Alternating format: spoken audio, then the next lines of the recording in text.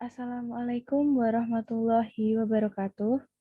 Perkenalkan, saya Nafilah Yumna Iftinan, NIM B200190282, kelas G, mata kuliah Akuntansi Keuangan Syariah.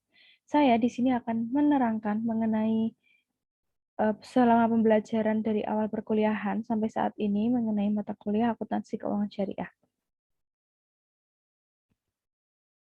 Sejarah akuntansi di negara Islam. Itu terdapat beberapa kronologi perkembangan akuntansi di dunia Islam, faktor yang mengantarkan perkembangan akuntansi di negara Islam, dan akibat-akibat penyimpangan dari syariat Islam. Untuk kerangka teori akuntansi Islam, terdapat kerangka Accounting Auditing Organization for Islamic Financial Institutions dan kerangka konsep teori-teori dari Hanifah dan akuntansi Islam. Untuk prinsip-prinsip akuntansi dalam perspektif Islam, terdapat prinsip legitimasi muamalat, prinsip badan hukum, prinsip kontinuitas, dan prinsip muqabalah. Untuk tinjauan tujuan dasar laporan keuangan akuntansi syariah, terdapat antiti teori dan diversifikasi kekuasaan ekonomi, dan hal-hal yang mendasari laporan keuangan akuntansi syariah di dalamnya. Untuk kerangka konseptual akuntansi keuangan Islam, terdapat pengetahuan dan prinsip akuntansi, proses akuntansi, laporan keuangan, serta hal-hal lainnya yang berhubungan dengan akuntansi keuangan Islam. Kemudian ada analisa laporan keuangan serta pengungkapan informasi keuangan ditinjau dari kacamata Islam. Dan pembahasan masalah khusus yang sedang tren terjadi seperti transaksi yang berkaitan dengan akuntansi keuangan Islam.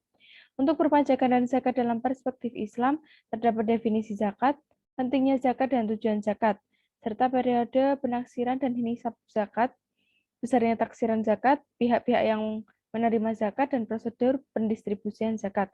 Untuk konsep dan dasar hukum perpajakan serta kebijakan di dalam perpajakan juga dituangkan dalam perpajakan dan zakat dalam perspektif Islam.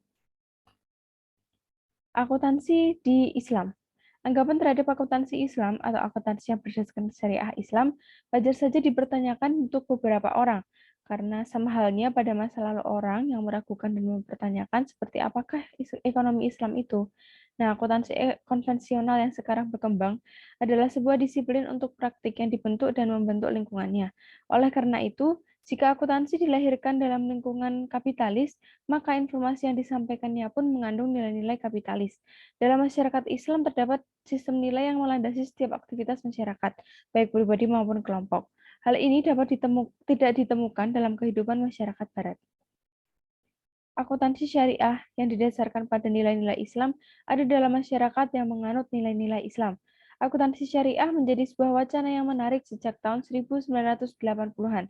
Hal ini terjadi karena mulai munculnya berbagai lembaga keuangan yang mencoba berusaha dengan menerapkan prinsip-prinsip Islam. Kesimpulannya, akuntansi bagi Islam adalah kewajiban dan mustahil Rasulullah, sahabatnya, serta para filosof Islam yang terkenal 700 tahun kemudian tidak mengenal akuntansi. Tertuang dalam surat Al-Infitor ayat 10-12 yang berbunyi, padahal sesungguhnya pada kamu ada malaikat yang memonitor pekerjaanmu, yang mulia di sisi Allah dan yang mencatat pekerjaan itu. Mereka mengetahui apa yang kamu kerjakan. Untuk laporan ini didukung bukti di mana tidak ada satupun transaksi yang dilakukan oleh manusia yang luput dari pengawasan Allah, seperti yang terlihat pada surat Al-Zalzalah ayat 7-8 yang berbunyi, barang siapa yang mengerjakan kebaikan sebesar zarah pun, niscaya dia melihatnya, dan barang siapa yang mengerjakan kejahatan sebesar zarah pun, dia akan melihatnya. Al-Baqarah ayat 282 berbunyi, hai orang-orang yang beriman, apabila kamu bermuamalah, tidak secara tunai untuk waktu yang ditentukan, hendaklah seorang penulis di antara kamu menuliskannya dengan benar, dan janganlah penulis enggan menulisnya sebagaimana Allah telah mengajarkannya, maka hendaklah ia menulis. Muamalah di sini diartikan sebagai kegiatan jual-beli, berutang piutang, sewa-menyewa, dan sebagainya. Dari ayat ini dapat dicatat bahwa dalam Islam, sejak munculnya peradaban Islam yang dibawa Nabi Muhammad SAW, telah ada perintah untuk kebenaran, keadilan di antara kedua pihak yang mempunyai hubungan muamalah tadi. Sekarang dikenal dengan namanya accountability. Sedangkan pencatatan untuk tujuan lain seperti data untuk pengambilan keputusan tidak diatur, karena ini sudah dianggap merupakan urusan yang sifatnya tidak perlu diatur oleh kitab suci. Pengertian akuntansi dalam konsep Islam. Akuntansi disebut juga sebagai muhasabah. Seperti umumnya, muhasabah memiliki dua pengertian pokok, yaitu muhasabah dengan arti musa'alah, artinya perhitungan, dan munaqasyah, artinya perdebatan. Proses musa'alah bisa diselesaikan secara individual atau dengan perantara orang lain, atau bisa juga dengan perantara malaikat atau oleh Allah sendiri pada hari kiamat nanti. Muhasabah dengan arti pembukuan atau pencatatan keuangan seperti yang diterapkan pada masa munculnya Islam, juga diartikan dengan penghitungan modal pokok serta keuntungan dan kerugian.